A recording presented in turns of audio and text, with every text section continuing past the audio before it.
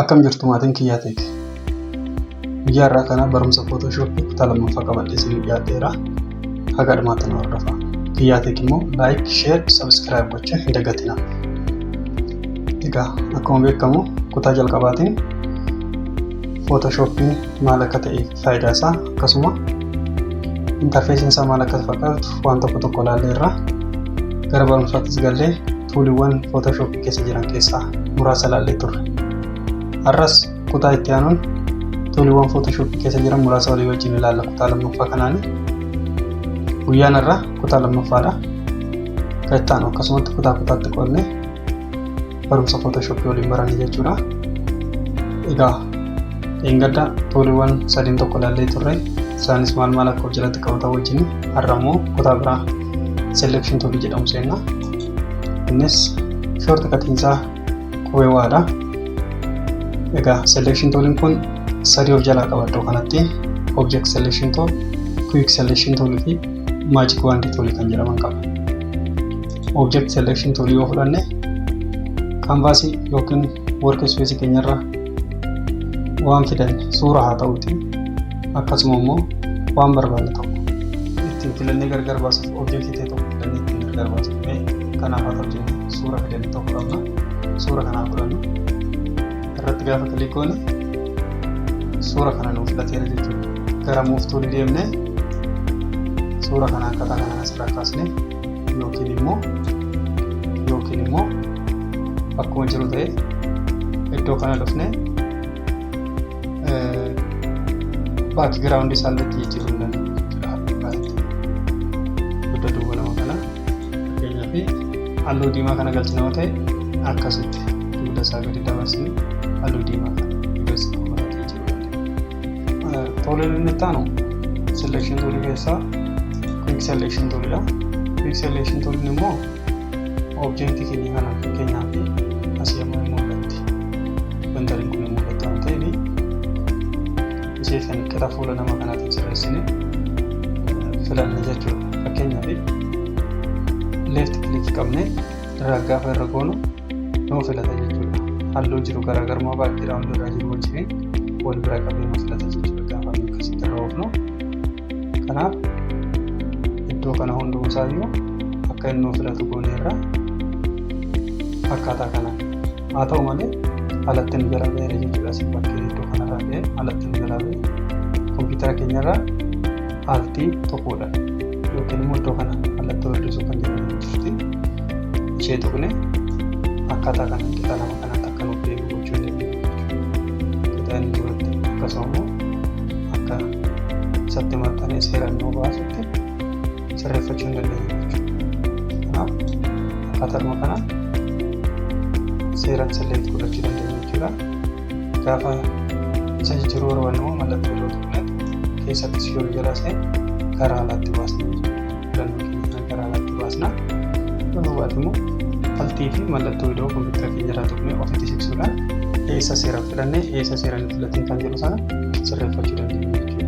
Kanaaf mallattoo kompiitara keenyarraa altii gadi qabee hir'isuutti naa fida gara nama kanaatti naa siqsa jechuudha. Yookiin immoo filannoo kiyya yoo altii tuqee gara keessatti naa seenaa jechuudha.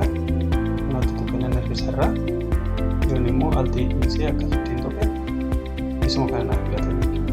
Akkaataa kanaan filannee background isaa jijjiiruu dandeenya. Yookiin immoo suurawwan akkanaas baay'ee nu ooluu jiraatan kan barbaannu sana keessaa filachuudha. Iddoo kanatti osoo wal bira darbe akka inni wal qixxaa ta'u isaa alatti nu jalaa ba'e sirreeffachuu hin dandeenya jechuudha. Egaa akkaataa kanaan sirreessuu hin dandeenya jechuudha. Kanaaf walumaa gala maal gochuudha kaayyoon selection toolii objectii keenya akkaataa itti filannu suura keenya akkaataa itti filannu waan tokko gaafa sirreessinu gaafa kompiitara keenya irratti sirreessinu yookiin Photoshop filannu jennu filannoodhaaf nu fayyada jechuudha.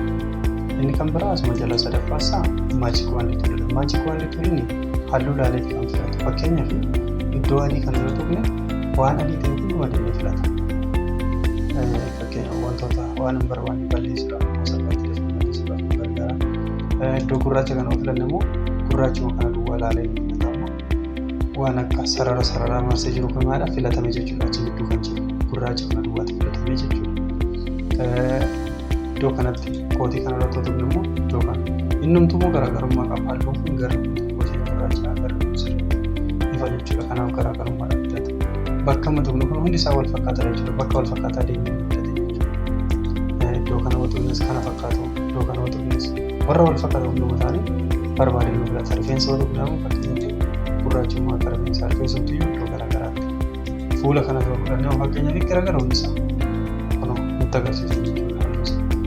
Halluun fakkeenyaaf ofitti siqsinee ilaaluuti halluun kun garaagarummaa qaba.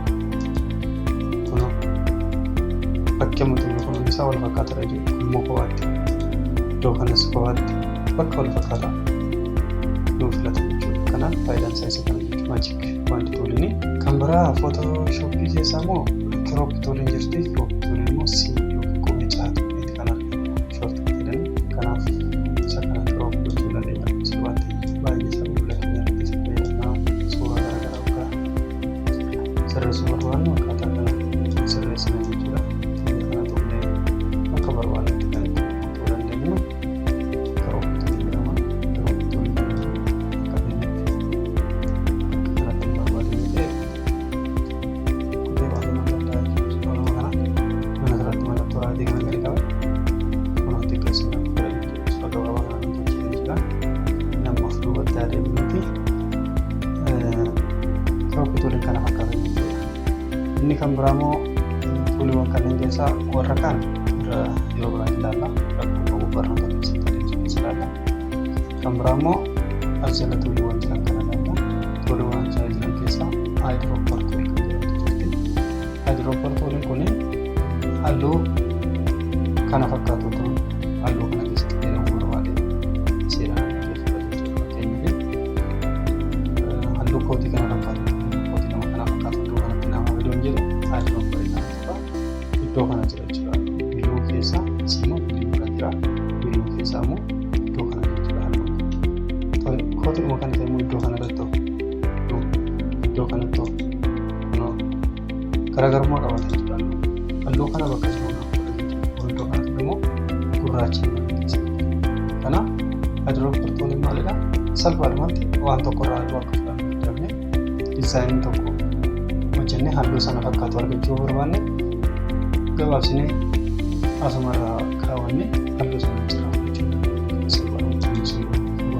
Inni kan biraa ispoot hiilingii tuulidha. Inni kun suura gaafa hojjennu fuula namaa irratti fakkeenyaaf rakkoon yoo jiraate fuulli nama tokko fakkeenyaaf finniisa qaba. Finniisa sana irraa balleessuudhaaf maal fayyadamna? Ispoot hiilingii tuulii kan jedhamu kana fayyadamna. Barnoonni keenya irraa gabaabinaan kana fakkaata. Kutaa sadaffaadhaan immoo tuuliiwwan footooshooppii kanneen biroo qabadhee isinii dhiyaadha. Akkasittuu nagaan turaa. Kiyya teek laayik, sheer, sabskiraayib gochuun dagatinaadha. Hiriyoota keessaniif qooda. Yaada keessan immoo saanduqa yaadaa keessa kaa'aa. Waan akkasiin hojjetamuu barbaadan yoo jiraate garuu karaa keessaan beeksisuu dandeessu yookiin saanduqa yaadaa keessa kaa'uu dandeessu. Galatooma.